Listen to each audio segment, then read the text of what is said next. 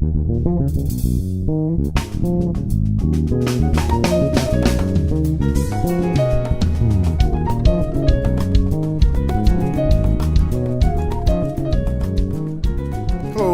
my name is Amos St. John, and I want to welcome you back to the Coffeehouse Conversations podcast. On this last episode, we talked about the comparison game, talked a little bit about that, and shared 3 things that you should do to help live a healthier lifestyle with your mind, body, and soul. So if you missed that, feel free to jump back and check out episode 2. But today, I want to talk about humility and balancing your humility with 3 simple things you can do to maintain your value and your self-worth. You know, many times when we're going through unproductive and frustrated seasons in our life or careers, we typically start, associating it to the environment we're in or situation we may be in, whether it's a job or lack of, or a family crisis, or drama with friends, or even a financial challenge. We're quick to just point the finger or the blame to the source of our unproductivity or frustration with an outward circumstance, and naturally so, But what do you do when or if the source of the problem is you? Well, last year for me, at least for me, I realized the source of my lack of productivity and frustration was me. I've been working in a leadership role for almost 25 years for some of the country's most influential faith-based organizations, or what people will call megachurch. Last year I reached a very pivotal crossroad, and I felt stuck in a cycle of this frustration, this unproductivity. And, like I kept asking myself, why do I still feel frustrated? Why am I in this point of the career? No matter, I've lived in different cities, I've changed jobs, I've changed positions, and I moved to a whole nother state.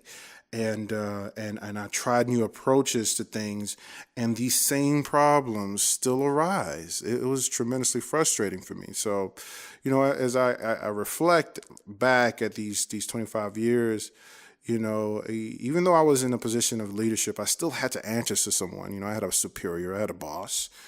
And, most of the times these bosses were pretty difficult to deal with. And so that's challenging. But despite dealing with that, I still found ways to reach my goals, reach, benchmarks and even meet crazy and high demands, and achieve great accomplishments and establish great influence and maintain a good reputation throughout these years. And after some time, I still would feel, unappreciated, undervalued, overlooked, and not challenged, all these great accomplishments, all these great things. I always reach to a point of those things, underappreciated, undervalued, overlooked, unchallenged. That just was something so common. So I would conveniently blame it on my boss or the organization, or it was so convenient to say it's their fault for all this unproductivity and this frustration. But last year, I came to realization that I really didn't take time to examine my self-worth, like look on the inside and see how valuable I was. And, I was raised under the impression that, if I just work hard and prove how valuable I am to the organization, to my boss, and attain more, I could attain more worth, and I could climb up the ladder and get some more influence, more success, and be challenged to grow and develop. If only I could just prove it to the organization, and prove my worth to them, I'll be good. Well, I could remember many times I did exactly that. I played by the rules. I showed respect. I was proactive. I never presented a problem without a solution. And I just never seemed to reach that point of satisfaction. It was always frustration. And it just was just last year was just I just had enough. So I just want to talk about humility a little bit. Merriam-Webster's definition of humility, it says it's freedom from pride or arrogance, the quality or state of being humble. Another definition it talks about it's a modest or low view of one's own importance. Humility for me is something that was exemplified by my parents. If you listen to my earlier podcasts, on one of them I talked about that, my mother was born in Dominican Republic and my dad was born in Haiti. So that makes me a first generation Dominican Haitian American. And growing up in our household, we were taught to be very modest, never prideful, always value what you have, even if it's not much. So it was not a struggle for any of us in the family to be modest, to walk in modesty and humility, because we can easily remember how our parents raised us and what we came from. And so last year, I started realizing there was tension, there was conflict between the way I was brought up and this pivotal point of my career. There was this tension of, okay, do I continue to be humble the way I was raised and not stand up for myself when I should be standing up for my worth and my value? And so that struggle was real, and so it reached a pivotal point last year.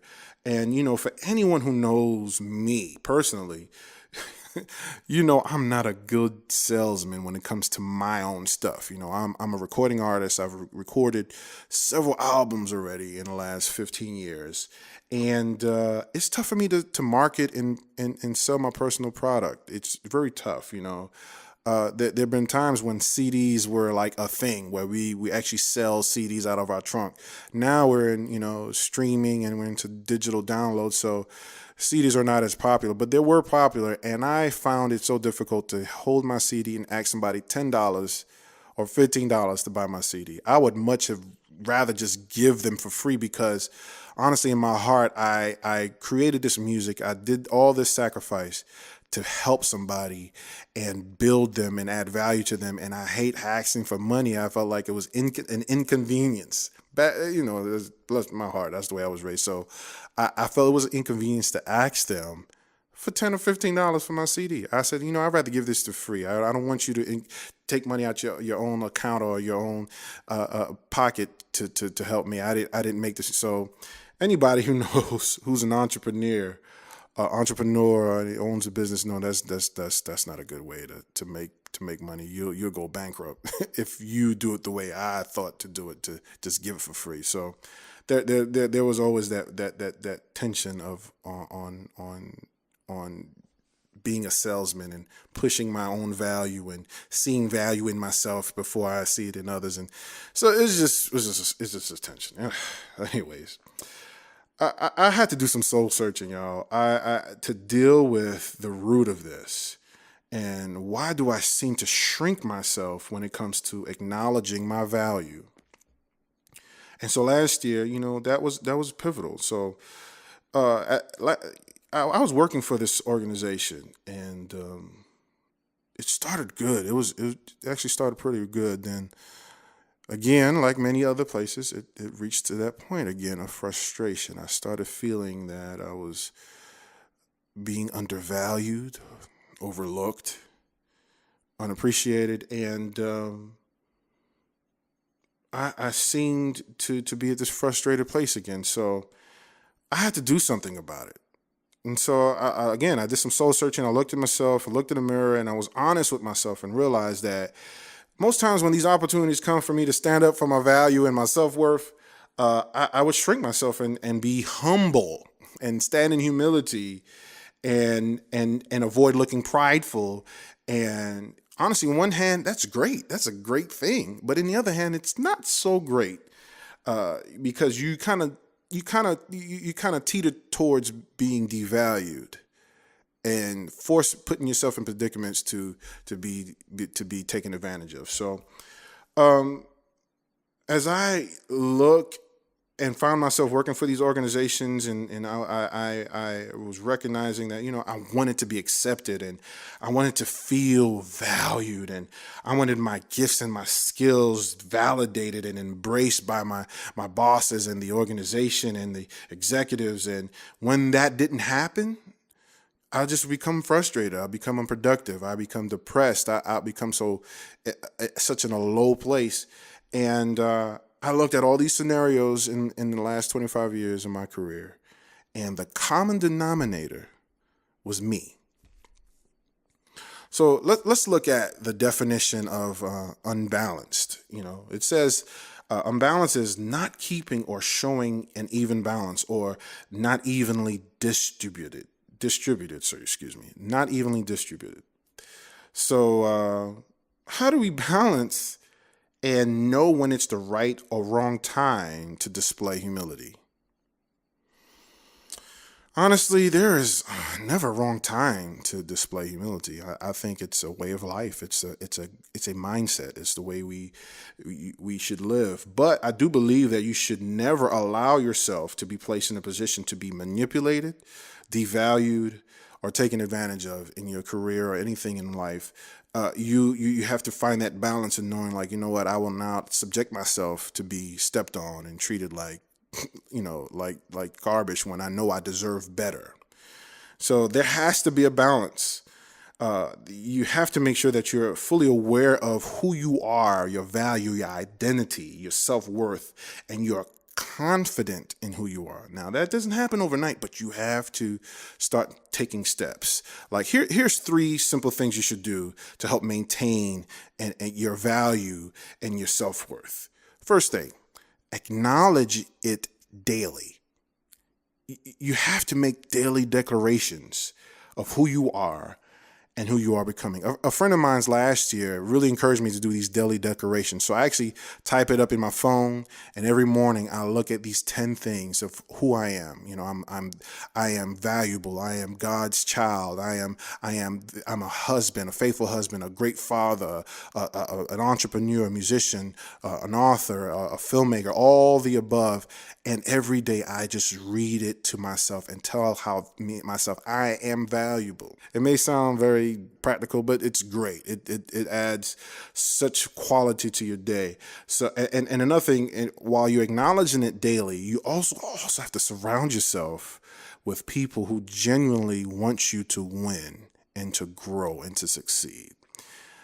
And on the flip side, you have to distance yourself from people who cause you to question yourself, your value, and your self-worth. You have to distance yourself from that. I personally had to do that. I ran into an issue a few years ago when I left an organization, and I started having to question certain people around me.